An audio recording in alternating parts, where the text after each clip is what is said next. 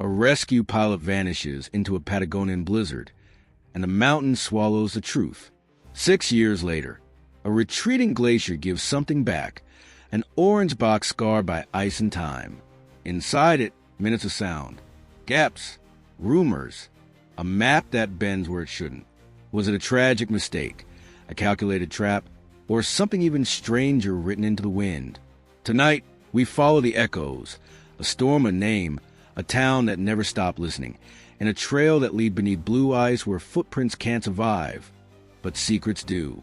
If you think the black box ends a mystery, wait until you hear what's hiding between the static. Stay with me to the end. The last clue isn't loud, it's a whisper. The day began white and loud. Wind combed the gray glacier in long, cold strokes, and the surface answered with a thin, brittle creak. Ranger Camilla Barza stood roped to 2 teammates, her breath fogging the visor of her helmet. They were clearing a trench cut the week before, rolling out small blocks of ice like bricks. Camilla liked this work. Hard, simple. She joked that the glacier paid in silence. A color ruined the silence. Half buried under a lip of blue ice, something bright flickered through the frost. Orange. Camilla knelt and brushed snow with the back of her glove. A rectangle appeared, scraped and scarred, with stenciled letters of cold had not eaten. Flight data recorder. She found a metal tag, black on aluminum. Her stomach dropped. Gray base. This is Camilla, she said into the radio. We found a box. Registration matches the SAR helicopter lost in 2017. The pilot, Tomasi Barra. The wind took her words and scattered them over the ice. Her teammates went quiet. Everyone in Puerto Natales knew the name. Ibarra was the one who flew when others said no. The storm that swallowed him still had a nickname. The Grinder. Cut to town. Elena Valdez, paramedic and ex-wife, walked the hospital corridor with a tray of gauze and coffee already cold. Her phone buzzed. She didn't need to see the screen. Some calls carry a shape. She answered and listened. The voice from the park was careful. They had found something. A box. Memory rose like fog. 6 years ago. Morning light. A crossword on the kitchen table. Tomas had circled a clue and whistled the 2-note signal he used before every flight. Don't go today, she said. If it's a child, I go, he said, like a fact about gravity. He kissed her, grabbed his helmet, and left the cup turned to north on the shelf, the way he always did. The last ordinary thing. Detective Santiago Martins arrived at park headquarters by noon, boots wet, expression dry. He had once guided tourists on the same glacier. Now he guided bad stories toward endings. Camilla met him at the door and led him to the gear room where the orange box sat wrapped in towels like a sleeping animal. It's smaller than I thought, he said. Most ghosts are, Camilla answered. They needed a specialist to read more than numbers. Santiago called the university and found one. Livia Duarte, a glaciologist with sharp eyes and a recorder app always running. She wore a knitted cap with a crooked pom-pom and smiled like the weather might change as she was polite to it. You called a scientist to a crime scene, she said, shaking his hand. That already makes you smarter than average. I called a translator, he said. I need someone who speaks ice. Livia crouched by the box, held her phone microphone close, and recorded the tiny ticks the frozen casing made as it warmed. Thermal contraction, she murmured. The glacier is telling you where it has been. Santiago rolled his eyes, but he watched, curious despite himself. The data module was intact. By evening, they had it in a small lab at the university, cables snaking to a laptop that made tender sounds, as if soothing a difficult patient. A tech from civil aviation joined by a video. The room filled with tired people and the smell of damp socks. Numbers became lines. Lines became a ghost of a flight. Livia and the tech walked the group through it. Power up, rotor spool, lift. The storm roared in the background, a long, dirty hiss. The helicopter did not fall out of the sky. There was a drop in collective pitch, a change in throttle. Skids touched ice, then weight on skids held for 23 seconds. Someone had chosen the land. Why would he? Santiago asked. If visibility dies and there's nowhere else to go... Livia said, flat ice is a bad bed, but it's still a bed. They moved to audio. Radio to base, Tomas clear calm. Then a new track, faint and tinny. A third voice entering between pilot and tower at odd moments, saying short phrases. Mayday coordinates child and snow. It sounded like a person speaking through a keyhole. Livia replayed the sequence and frowned. Weird. What?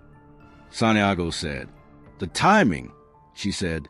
11 seconds between each phrase. Exact. People don't talk like stopwatches. They pulled up the GPS plot. A blue path traced a planned rescue corridor, then, like a hand reaching for something, kinked toward an area marked Cueva Azul, a cave system guides treated with respect and fear. Santiago made a list on a legal pad. Names wrote themselves. Nico Echeverria, the mechanic who had worked the shift before the storm, said he played cards at El Romanzo the night of the accident. Dr. Valerio Neto, the weatherman at the Tempano station, alone among graphs and wind. Eric Halvorsen, the Norwegian investor with helipads stitched along the lake. He and Camila drove to the hangar to lock down tools and logs. The place smelled like old fuel and wet wool. On a workbench, a puzzle book with half a grid filled sat under a coffee ring. Not Tomas's, Nico's. Santiago flipped through and found a word, Pharaoh, penciled twice in the margins. What's that? Camila asked. Lighthouse, Santiago said. Or a habit picked up from a hero. Back at the lab, Livia was alone with the audio, her face lit aquarium blue by the screen. She ran the clip through a simple filter, then another. The hiss of the storm thinned. The third voice sharpened to a fragile shine. She played it again. 11 seconds. The exact same breath between words. The exact same tiny click at the end of each phrase. The kind a cheap recorder makes when a thumb taps start and stop. A pre-recorded message cut into open radio. Santiago walked in with 2 plastic cups of too sweet tea. Tell me you have something that isn't just ice singing. She turned the laptop toward him and hit play. The voice poured into the room, thin and metallic. Mayday, child in the snow. Mayday, child in the snow. It's a loop, he said. It's bait, she answered. Someone knew what would make Tomas change course. Livia zoomed into the waveform and pointed to a faint notch at the start of each phrase. See that? It's the same fingerprint repeating. This was not live. Someone fed a recording into the channel. Santiago looked at the map again, at the crooked line toward the Cueva Azul, a cave of ice swallowing a helicopter and a story for 6 years. The wind scratched at the window. Who knew the radio paths? Who had access to the tower? Who wanted him out there? He asked, to the room, to the box, to the night. Names waited on his pad like doors. Behind each door, a version of the truth shifted its weight. In the quiet that followed, the laptop kept breathing. Livia hit play one last time and listened. Mayday, child in the snow. And we end this chapter on that loop cry, metallic and relentless, as the screen cuts to black in the next step. Following the bait, waits just beyond. At first light, the glacier looked calm, a sleeping animal with slow breath. It lied. Camila drove them as far as the ranger's track allowed, and then they roped up. Camila at the front, Livia in the middle with her recorder clipped to her jacket. Santiago at the end muttering about toes. This wind is a crime, he said, and wet socks should be a war crime. Write a law. Camila answered without turning. I'll enforce it. They moved over hard snow toward the kink the GPS had shown the night before, the point where Tomas had left the safe corridor and stepped into the unknown. Livia stopped now and then, placing her palm flat on the ice, listening with her whole body like a mechanic listening to an old engine. What do you hear? Santiago asked. Old pressure, she said, and new cracks trying to sound brave. The mouth of Cueva Azul was a blue bruise in the white. Wind slid in and came back colder. Camila anchored them to a dead man's snow anchor and lowered a small sampler into a shallow melt pool where gray slush gathered along the lip. Livia uncapped vials and, with neat hands, skimmed the surface. "Smell that," she said. Santiago bent, sniffed, and jolted back, like a car swallowed a match. "Jet fuel, but not the same blend we know from the SAR logs," Livia said. "There's a different anti-ice additive. Someone else landed here." They tagged the coordinates and walked the edge. In a narrow crack, something dull flashed and disappeared. Camila lay belly down, slid her arm up to the shoulder, and swore softly. "Metal case," she said through clenched teeth. It stuck. Santiago hooked a small ice screw as a handhold. Together they teased the object free, a rectangular case dented with 2 travel stickers long bled by the cold. One read Museo Regional de Magallanes. The other was a torn barcode. On the side, a slot for a memory card sat empty, a little mouth with nothing to say. "Why would a museum case be here?" he asked. "Because someone carried it," Camila said. She turned the case over. Scratches on the lid made a strange pattern. Livia touched them, then wiped her glove and looked again. Not a pattern. "Beak marks," she said. "Gulls, maybe, or a skua." "Mako photographed skuas," Camila said. "He feeds them sardines out by the North Arm." Santiago wrote the name in his small notebook. Next to Halvorsen and Oneto and Nico, the list was becoming a small town by itself. They set the case aside, flagged the crack, and moved deeper. The cave's blue thickened into a cathedral tone that made speech feel rude. Drips hung in the air like glass teeth.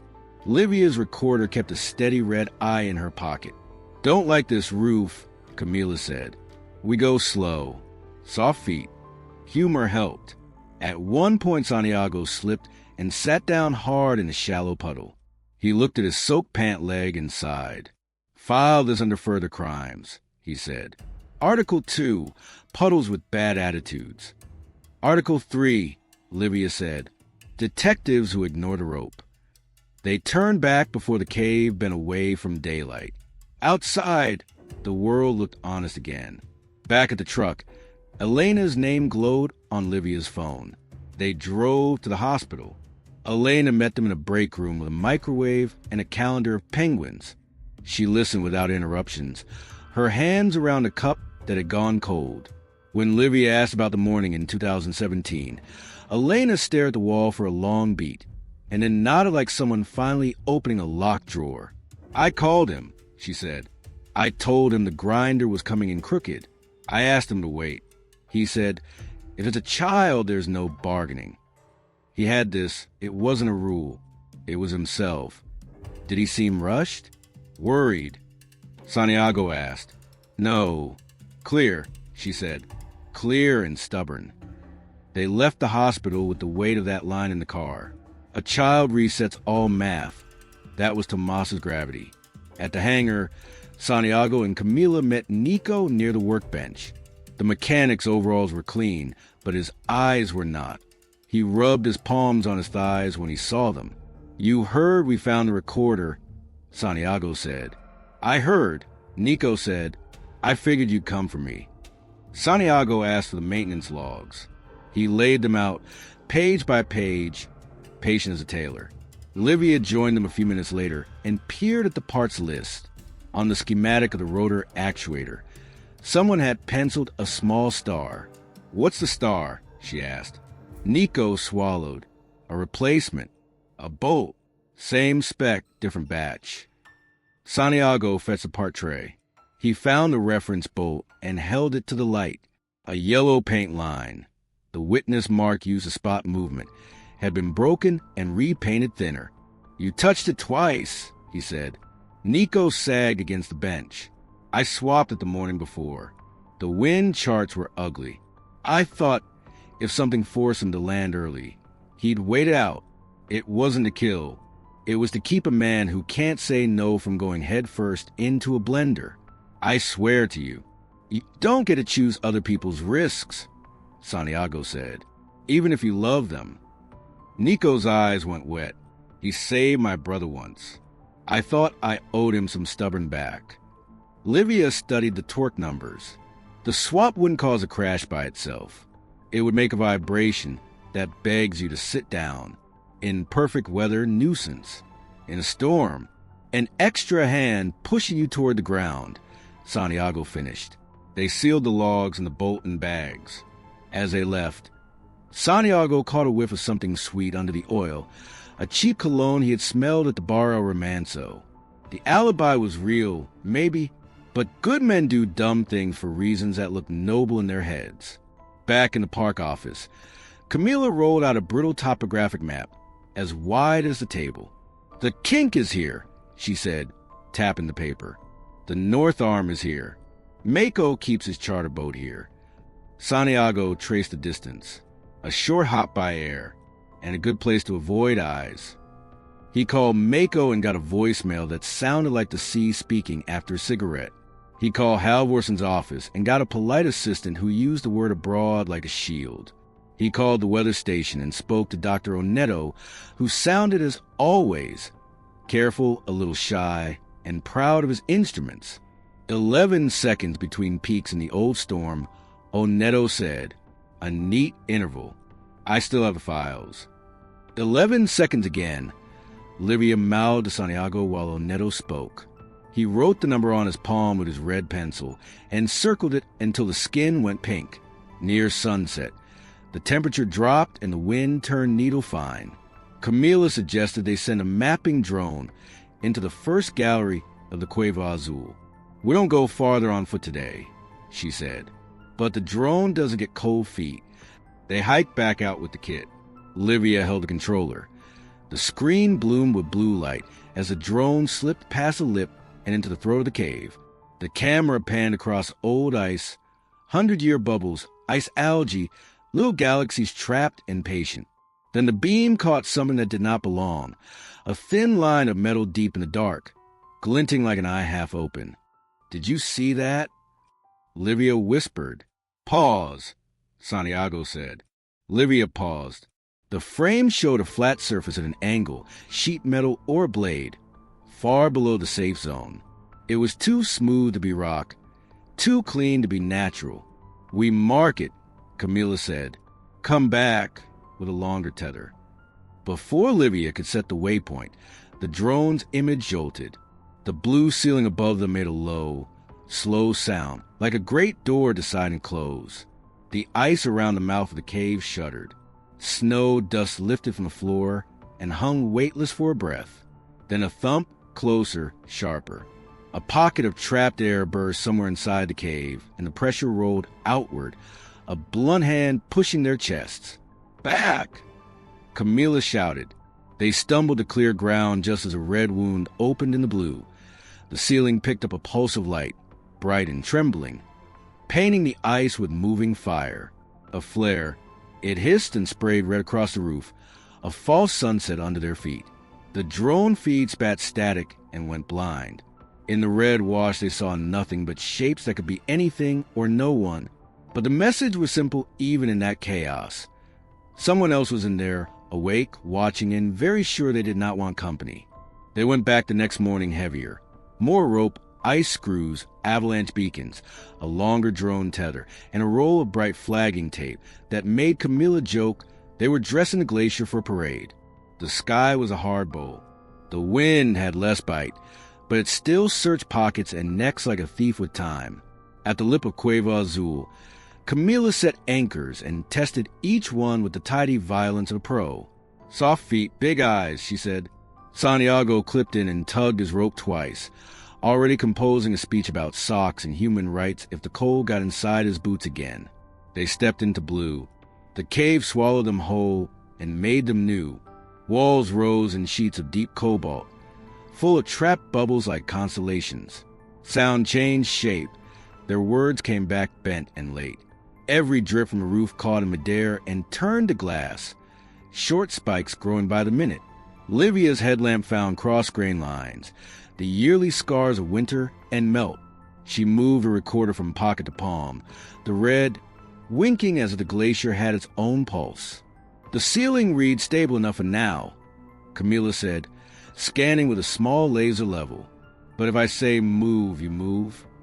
You say jump and I ask how much rope we have, Santiago said, then immediately shushed his own echo. In a place like this, jokes felt like footsteps on a cathedral floor.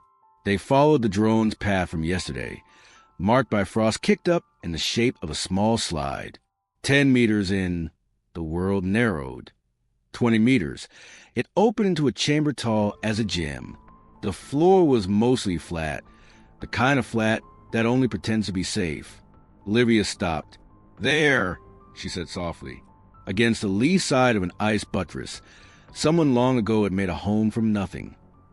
2 torn tarps strung low with lines shivering in the cold. A curl of blackened foil from a thermal blanket fused the floor. A ring of small stones gathered from God knows where to hold a stove that never came. The air smelled faintly sweet, like old plastic hit by sun. Camila crouched, gloved fingers slow and careful. She lifted a silver square and found another beneath it, smaller, printed with cartoon bears and faded pastels. The edge was cleanly cut. A child's thermal blanket halved to make 2. Next to it lay a length of webbing with a buckle, and in the middle, a knot tight as a fist. Olivia leaned in. That's a bowline, she said. Sailor's knot. Rescue knot. Santiago stared at it, then at the blankets. Tomas's father was a fisherman, he said quietly. He used to teach knots to kids after church. He tied bowlines with one hand for a bet. Or Mako tied it, Camila said. He knots for a living too. 2 truths, both heavy. They took photos. Camila bagged a thread and a flake of soot. Olivia held the cut edge of the child blanket up to the light. The fibers were fused just a little, as if heat had met cold in a hurry. He must have cut it with a hot blade, she said. Cleaner that way. Quicker. On the ice wall a meter above the shelter, a nick, then another, made a ladder of small scars. Olivia touched each one. He hung something. Maybe the pack. Maybe a harness. Santiago imagined it. Tomas easing a small body into a fold in the cave, making a low fort with tarps and silver squares, tying the bowline in his own belt to anchor her, then walking away to pull danger in a different direction. The picture was so clear it hurt. Why a child? He asked, but it wasn't a real question. He knew the answer because it was Tomas. And who? They found other tiny signs. 2 chocolate wrappers pressed flat by ice. A whistle pea, the kind that rattles inside a cheap emergency whistle, stuck in a crack. Camila weighed it in her palm. Rangers use this model, she said. So do school groups. Farther in, the drone's longer tether let them see the object that had flashed red yesterday. It was down a vertical shaft the size of an elevator, beyond reach today. The camera caught metal lines and corners. It could have been a panel, a case, a part of a skid's assembly crushed flat and shiny. The glacier did not explain itself. Mark it. We plan a pull with a winch, Camila said. Not today. They stood in the hush with the blue pressing at their jackets and the cold convincing their bodies they did not belong. Olivia switched off her headlamp and let the world go darker. The silver pieces caught the last light and glowed like coins on a riverbed. Santiago said what they were all thinking. He landed to save whoever this was. He gave up height, power, fuel, all the numbers, because the voice said child in the snow. And because that's who he was, Camila said. On their way out, the cave threw back little burps of sound, harmless pops of settling ice that still made their shoulders jump. Outside, the day had sharpened. They packed gear with the fast hands of people who suddenly feel like they are late to something. Back in town, they looked for the kind of witness who remembers the wrong things for the right reasons. Don Reynaldo ran a tiny store near the dock that sold hooks, needles, and warm beer. He remembered everybody and misremembered nothing. The Norwegian, he said when Santiago asked about the north arm of the lake. The one with good coats. He landed out there sometimes. Brought boxes, not people. Once I saw him with the Russian Birdman. What's his name? Takes photos of gulls that look angrier than my ex-wife. Mako, Camila supplied. That one, Reynaldo said. He grinned without showing teeth. They had a pad, not official. Metal H painted on rock. This was the winter before the big storm. And the week after, the noise made my dog hide in the woodpile. Lights? Men on the ground? Santiago asked. 2 men in orange the second time. One waved like he wanted to wave the whole lake away. Reynaldo traced a shape in the air, then looked at their faces and realized he had drawn a ghost. I didn't say anything back then. Not my business. Now it is. It is, Santiago said. He paid for a pack of gum. He would not chew and thanked the old man twice. The case from the cave sat on the table in the park office like a reluctant witness. The museum sticker made it official and ugly.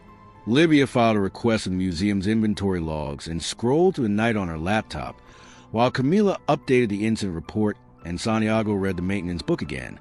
Hoping Pages had learned new tricks while he was gone.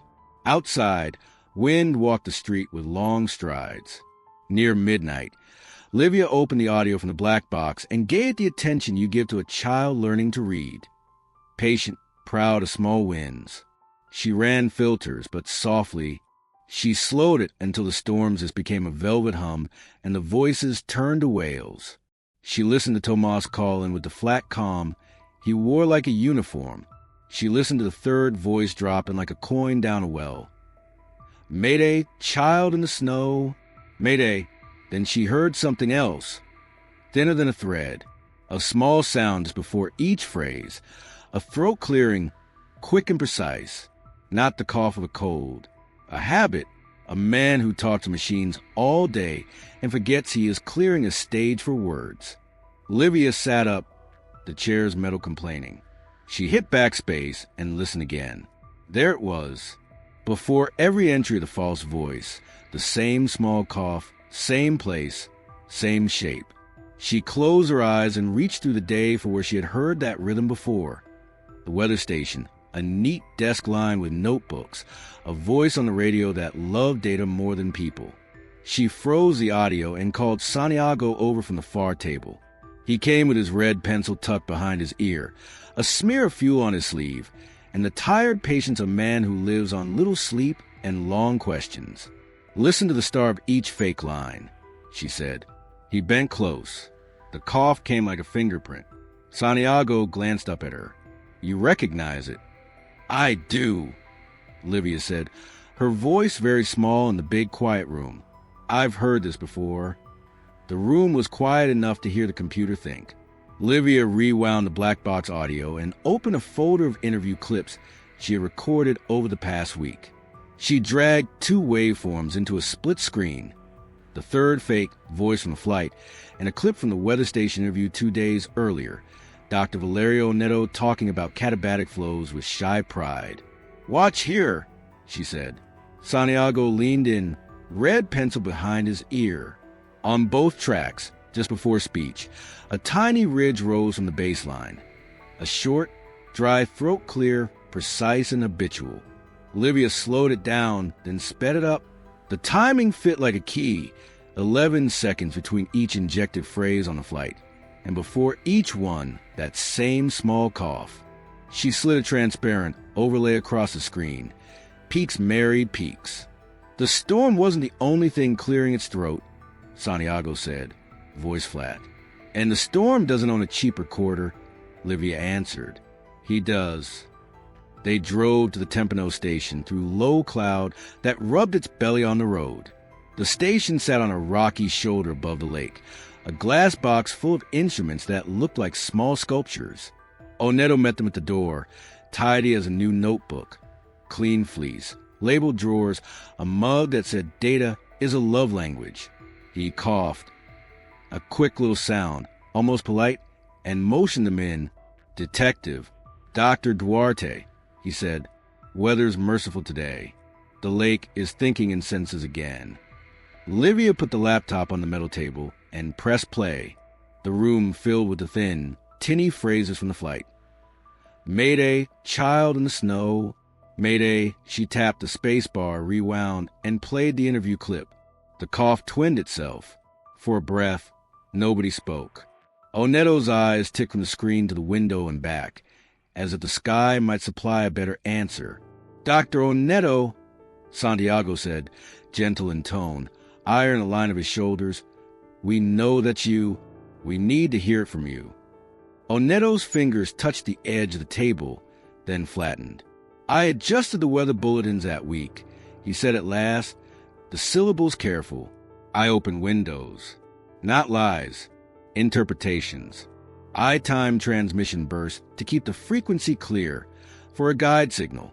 The looped phrases were meant to move him away from the worst shear, toward a safe shelf. The grinder was temperamental. I believed I could lead him to where the wind broke hinder. By line with a child's voice," Santiago said. The words were true enough to make him listen. Oneto said, color rising in his face. He would not have turned for less. "You know this." He did not refuse children. "In 11 seconds?" Livia asked. "A relay cycle," he said, set to avoid bleed with the tower. It was crude. I had a handheld patch through a recorder. Start, stop. "Yes," I coughed. "I've coughed like this since grad school." I didn't think that part would matter. Livia let silence work. It filled the room like cold water. "Who asked you to do this?" Santiago asked finally. Oneto exhaled. His carefully built posture sagged a centimeter. "Pressure. That's the word. From Mr. Halvorson's people," he said. "They wanted clean corridors in ugly weather. I was told a donation to our station depended on our flexibility. If I could help avoid traffic conflicts near the North Arm, there would be funding. If not, there would be none. It was presented as logistics. They said they moved scientific cargo. Old ice. Stone. Later I saw labels. Museum codes. It was not ice. Archaeological pieces cut out of the glacier," Livia said softly, thinking of the dented case with the museum sticker. Oneto nodded without looking at her. A helipad on the rock. "Not official. They called me when they needed a window. I massaged bulletins. I held frequencies. I told myself I was preventing collisions, not causing them. On that day, I tried to pull Tomas toward coordinates where the wind hedges under the ridge, safer than the open basin. That is what I believed." "What you believe got him off his corridor," Santiago said. "And someone swapped a bolt that made landing more likely. You didn't do that part." "No," Oneto said, quick and small. "I didn't touch his machine." Livia switched to the map. The kink toward Cueva Azul stood out like a bruise. "Your safe shelf is here," she said, pointing. "But he stopped here short of it." Oneto stared. "The microburst came early," he whispered. "It's like a trapdoor in the air. I misread the timing by minutes. I thought I was saving him from the worst. The glacier did the rest." Livia watched him. Shame and science fought on his face. "Why child in the snow?" she asked. "Why those words?" He looked at his neat drawers as if the labels might answer. "Because that phrase moves men," he said. "Because I heard rescue chatter for years. If a call mentioned a child, Tomas would reroute in his bones. I used his virtue as a lever." He flinched at the word. "And because there were rumors that week about a family out of their depth, drifting into waters where Mr. Halvorson fishes. Smugglers sometimes carry soft guards, wives, kids, thinking it makes them invisible. Someone whispered about a girl being moved in the wrong boat. I don't know if that was true." His eyes flicked again to window. The sky kept its counsel. "Let me tell you what he saw," Santiago said, voice gone low. "Because we found the shelter. 2 thermal blankets, cut so a child could have heat. A bowline and a belt, tied fast. Chocolate wrappers. He didn't land because you told him a story, doctor. He landed because he found one. Real." Oneto's mouth opened, closed. He had built his version of that day from numbers. Now the numbers learned to bleed.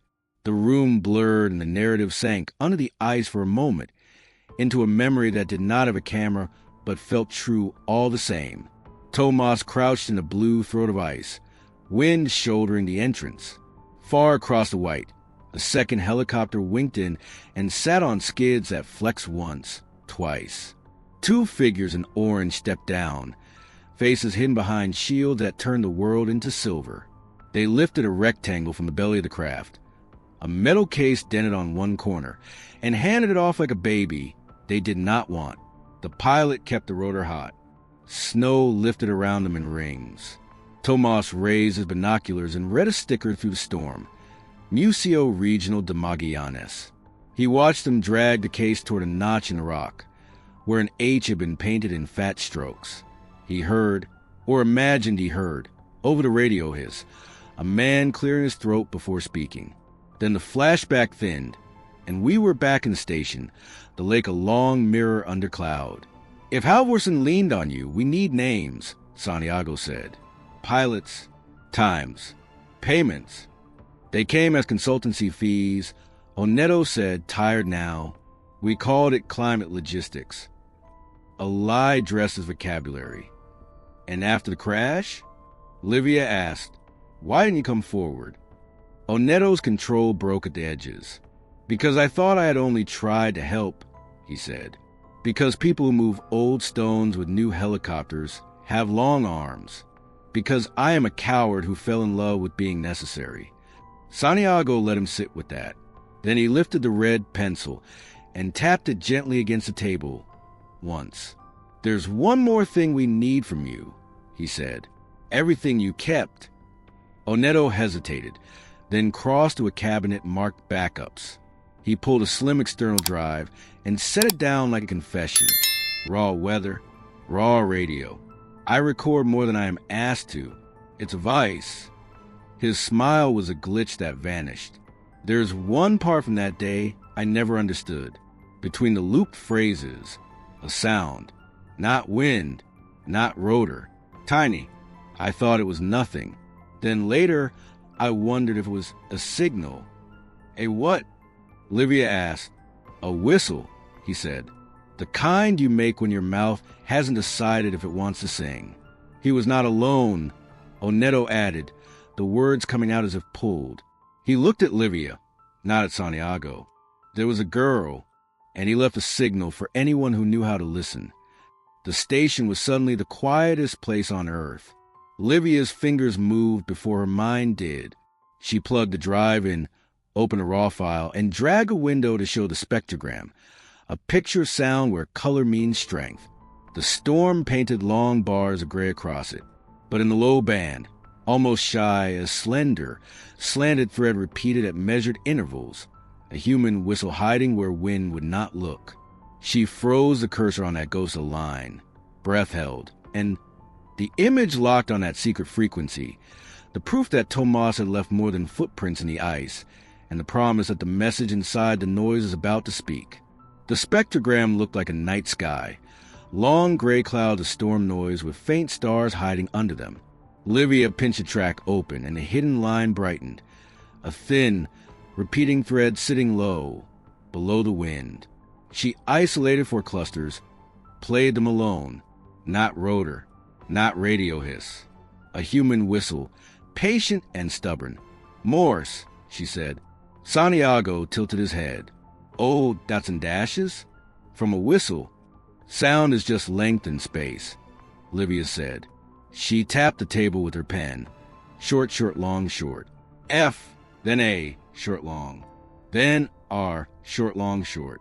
Then O, long, long, long. She highlighted each burst on the screen. F-A-R-O, Pharaoh. "Lighthouse," Santiago said. The word felt right in his mouth, and his favorite crossword answer. Livia nodded. "He's planting a beacon in the noise." He wanted someone, anyone, to see it. Oneto stood beside the window like a thin shadow, hands locked behind his back. The glass reflected a tired man. "I didn't hear it," he said, small. "I kept listening to the storm and missed the lamp on the pier." They left the station with a copy of the raw files and drove down into town, where paper still remembers what people forget. Camila met them at the municipal office with a cardboard box full of forms that smelled like dust and ink. She had already flagged a stack. park employment rosters, contractor permits, visitor incident reports, a folder labeled missing/2016 to 2018 with a paperclip that had rusted in place. "Start here," she said. They spread out at a long table that had seen more elections than kitchen dinners. Santiago took the rosters. Olivia took missing persons. Camila took permits. The afternoon turned into a series of small wins, a name that matched the date, a signature that didn't match the name. "Look," Santiago said, tapping a page. "Temporary logistics contract approved by Park Administration for the North Arm helipad. Subcontractor, Halvorsen Patagonia Ventures. Local liaison, Javier Arancibia." Camila leaned in. "Arancibia worked maintenance in our sheds. Quiet man, kept to himself. Took extra shifts when storms were coming." Olivia flipped 3 pages in the missing persons folder, a report dated 5 days before the grinder. Lucia Arancibia, age 6, last seen leaving the staff housing area with her mother.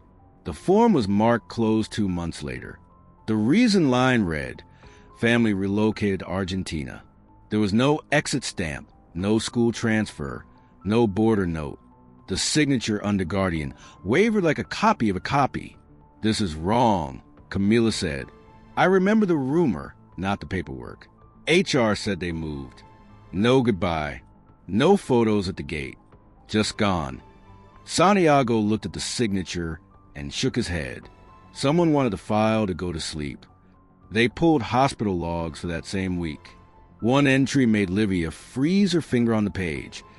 A Ranger first aid kit marked replaced with a note about missing thermal blankets. Another page showed a police call. Noise complaint by the lake at night. Rotor wash, strong lights. Source not found. They went to the park office to breathe, somewhere that wasn't made of paper. A photo board by the door showed volunteers in neon vests posing with bags of trash and tired smiles. Near the end of the row, a girl of 11 or 12 stood beside Camila, holding a pair of mismatched gloves like trophies. Dark hair, bright eyes. Written under the photo, "Maya, Junior Guide/2021. Camila stared at the photo for a long time. "She came to us out of nowhere," she said softly. "A foster arrangement arranged through social services, new documents. Loves the foxes, hates loud radios, jumps at flares. I thought trauma from some family mess. We never pressed. We let kids be kids." The office door opened and the air changed. Maya herself walked in, wearing a park hoodie 2 sizes too big, a coil of flagging tape in her hand. Her cheeks were red from the cold, and she had pine needles stuck in her sleeves. "Camila, I found 3 more gloves," she said, proud. "A whole pair and 1 left." Camila glanced over at Santiago and Livia and then at the girl, measuring kindness against consequence. "Maya, can you sit with us a minute?" she asked. Maya sat on the edge of the chair the way a bird sits on a wire. Livia smiled and slid a cup of sweet tea across the table. "We're working on an old rescue," Livia said. "It was on the glacier a long time ago. Do you ever remember the glacier from when you were little?" Maya's eyes went to a place far away. "I don't remember in one piece," she said. "Just pieces, like when you drop a plate and pick up the biggest shards." "Can you tell us a shard?" Santiago asked, voice low. "I remember blue," Maya said. "Not sky blue, deeper. And something silver over my face that made the sound of rain, even though there was no rain. And a man's voice. He talked like people talk to horses. They keep their fear inside, so the horse doesn't catch it." Livia's chest tightened. "What did he say?" "Stay quiet until the wind stops. The wind likes to brag, but it gets bored," Maya said, the rhythm of the words worn smooth from being remembered. She held her own arms as if wrapping a blanket, then stopped, embarrassed. "I remember whistling. A little song. Not happy or sad. Just a sign." "Do you remember his name?" Camila asked. Maya shook her head. "I remember a whistle that sounded like this." She put 2 fingers to her lips and made a soft, short note, then another, then a long one, then a short. Livia's eyes brimmed before she could stop them. F-A-R-O, Livia whispered. Maya smiled like a door opening. Lighthouse, she said shy. I learned the word later. I like lighthouses. They do their job whether someone says thank you or not. Santiago stared at the tea steam and let the world settle in around the shape of Tomas kneeling in blue light, laying silver over a small body and teaching her outweighed a storm. He cleared his throat. Maya, did anyone ever tell you how you came to the park? Maya looked at Camila. Camila nodded. They said a ranger found me near the lake. Maya said, they said I didn't talk much. I had a whistle that didn't work anymore, just the P. I kept it like a lucky stone, but I lost it later and I didn't want to tell anyone. Livia remembered the little metal P they found lodged in the cave crack. She felt a click inside her like a bolt seating. They didn't say Tomas's name. They didn't say Halvorson's. They let the girl keep her quiet room.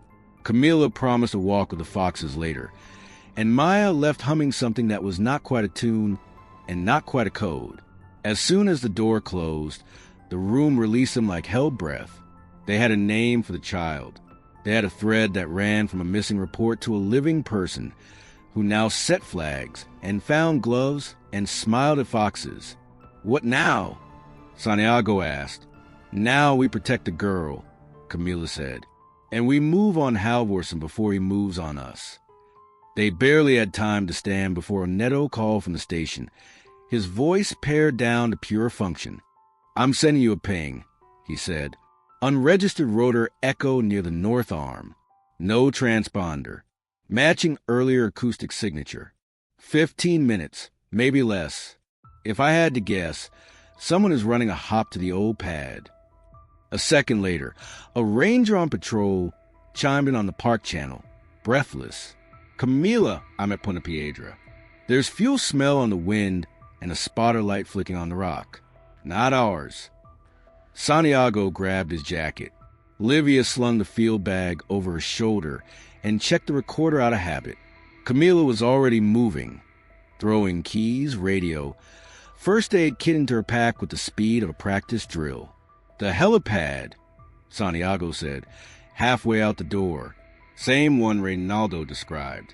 Same one in Tomas's binoculars. Same place to end this, Camila said. They hit the truck, and the engine coughed into life. Gravel spat from the tires.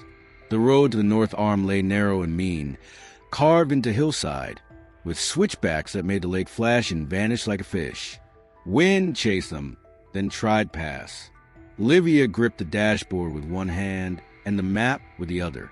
Her phone vibrated with a message from Oneto. Wind shift in 8 minutes. Rotor will want to lift before that. Santiago laughed without humor. Article 4. He said over the engine, eyes on the mirror. Helicopters that show up without a plan. Write it later, Camila said. Teeth set. Right now we run. The road to the north arm ran, like a scar across the hillside. Wind shoved the truck sideways and threw needles of snow through the vents. Ahead, the dark hump of Mirador Ferry rose out of white, a place where the lake came into view all at once, brutal and beautiful. The radio crackled with short words from rangers, positions, bearings, a light on a rock. There, Camila said, through the hiss of whether they saw it.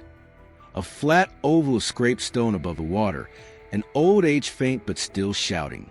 A helicopter crouched there, nose to wind, rotors turning slow. Men moved like hunched punctuation marks around it. The smell of fuel cut through the cold. They killed the engine below the ridge and climbed the last stretch on foot. Snow went horizontal. Wind braided their hair backward. Livia pulled her scarf up and clamped the field recorder in her jacket, as if it were a small heart that needed warmth. Santiago checked his rope, then the red lapicera behind his ear, an old habit now a plan. Soft feet, big eyes, Camila said, because rituals matter. They crested the rise. Halvorson stood near the open door of the helicopter in a dark jacket, made for catalogs and cold. His hair was neat. His eyes were not. Beside him, a younger pilot in a visor watched gauges like a man listening to an impatient animal. A crate sat strapped at the threshold, dented. Olivia didn't need to read the sticker to know what museum name lived under that frost. Santiago raised his hand and his voice. Eric Halvorsen. Police. Power down and step away from the aircraft. The wind ate half the words, but the shape of them carried. Halvorsen did not look surprised. He waved, a gesture that could have been greeting or erasure. The pilot's hand slid to the throttle. Not today, Camila said. She lifted a flare pistol and pointed it at the sky, not the men. Red fire bloomed above them and painted the ice like an open wound. The pilot hesitated. Halvorsen didn't. He climbed into the cabin and reached for a headset. The rotor disc came up. The world turned to noise and moving air, and Spindrift danced angry around their knees. The helicopter was not yet light, but it was thinking about it. Santiago dropped from sight for a heartbeat, as if the wind had knocked him down. He had not fallen. He had run low, under the worst of the wash, the way a fisherman runs under a wave. He angled toward the side panel, where the fuel cap door sat half open from hurried hands. He reached it and jammed the red lapicera into the latch, metal clip first, then twisted. The pencil snapped, wood and brass wedging deep, holding the flap ajar. The tether cap swung out and clanged once against the skin. Inside the cabin, a warning light flashed fuel CAP. Another blinked door. The pilot's face changed shape. He chopped the throttle so fast the blades complained.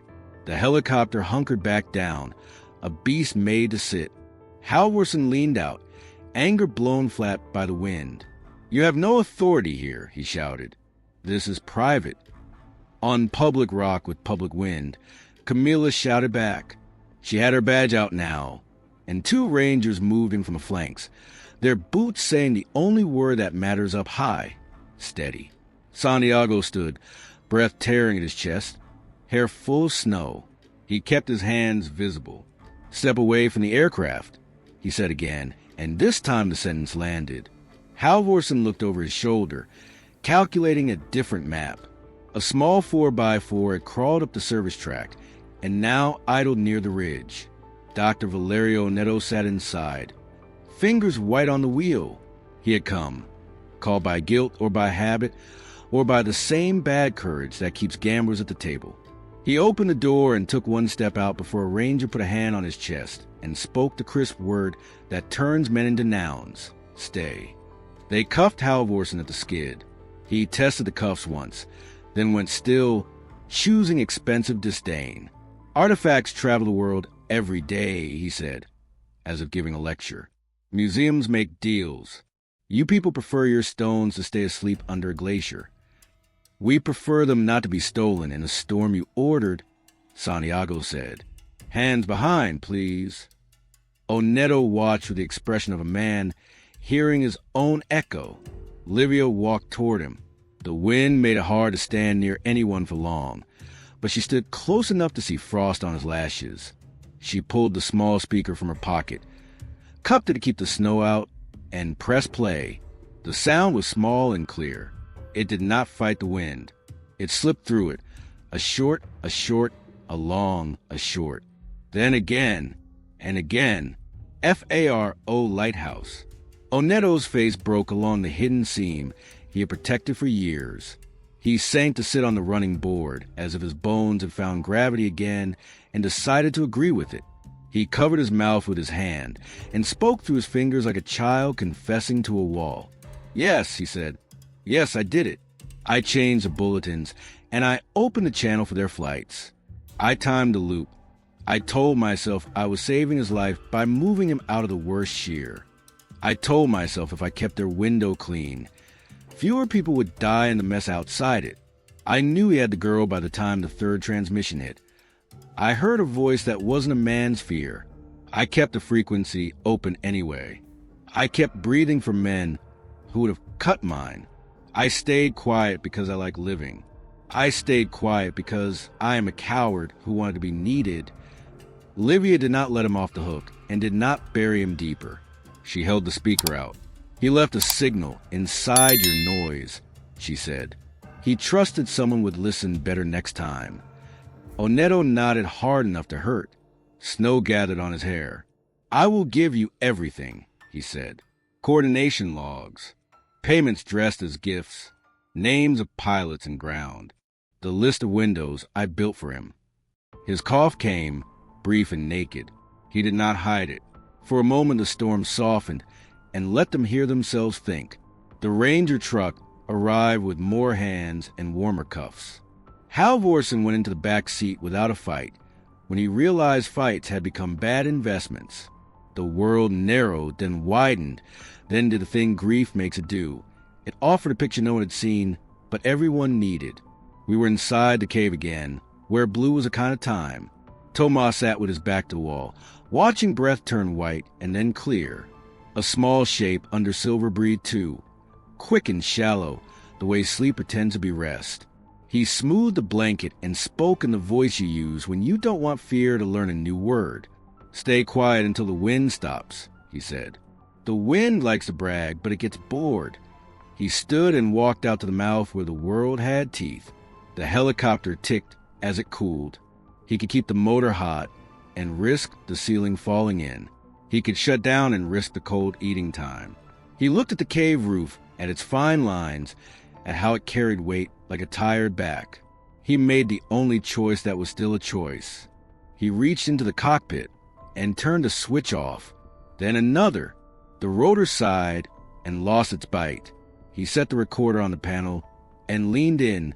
He whistled for notes, a little flag he had carried in his pocket since he learned what a lighthouse was. FARO. He tucked the recorder back into its cradle, as if returning a baby to a crib. Far off, another helicopter's shape moved like a letter written badly on paper. He took his belt and tied a bowline in the webbing like his father had done by the docks. He anchored it to the wall and to the child, fast and gentle, and checked the knot twice because the old man had taught him pride in small things. He took one chocolate, broken in half, left one half under the silver, and ate the other like it might turn into courage.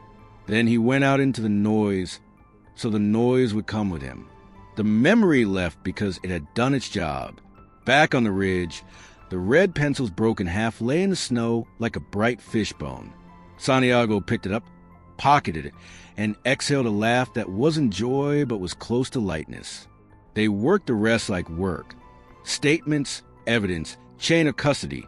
A cold walk down to the trucks where heaters made promises. Oneto rode quiet between two rangers, head down, hands wrapped the blanket someone found. Halvorsen sat straight, practicing the face you wear for courts. Days later, the wind chose a gentler mood. Elena and Maya went with Camila and Livia to the edge of the gray, where the mouth of the cave hid behind clean, lying snow. They carried a small cross made of ice fused around a sliver of driftwood. Elena's hands were steady. Maya's were not. They set the cross where the wind could see it. No one spoke for a while. Bird sketched quick, riding across the sky, and took it back. Livia lifted her recorder and let it drink the sound of the lake rubbing itself against the shore, the old glacier breathing, the world doing what it does when people remember it. Maya said a thank you that had no address, because some debts are too wide for names. Elena touched the cross and whispered goodbye that had waited 6 winters to form. Santiago stood a step back, hat low, hands in his pockets. When the recorder's red light blinked once like a wink, he nodded at the glacier as if accepting a treaty. Now the ice can keep it in peace, he said. The camera, if there were a camera, would go wide until people became points and the blue became the page. Then, because stories must respect their own shadows, it would go black and let one last sentence linger, simple and true. Part Tomas Ibarra's story remains under the ice.